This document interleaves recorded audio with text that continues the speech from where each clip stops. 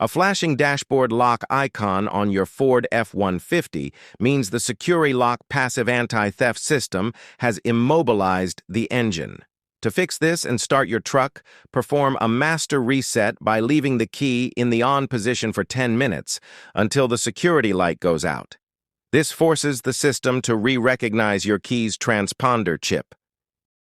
Get into the driver's seat and close all the doors. Insert your ignition key and turn it to the on position. Stop just before the engine cranks.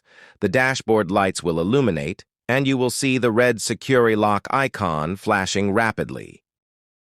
Leave the key in this exact position. Do not touch the pedals or turn on any accessories. Watch the flashing red lock icon closely. After exactly 10 minutes, the rapid flashing will stop, and the light will either turn completely off or stay illuminated solid.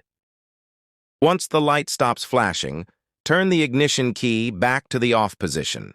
Wait 10 seconds. Turn the key forward again to the on position. If the red lock icon turns on for 3 seconds and then disappears, the system has successfully recognized your key. You can now turn the key all the way to crank the engine. The engine will fire up immediately.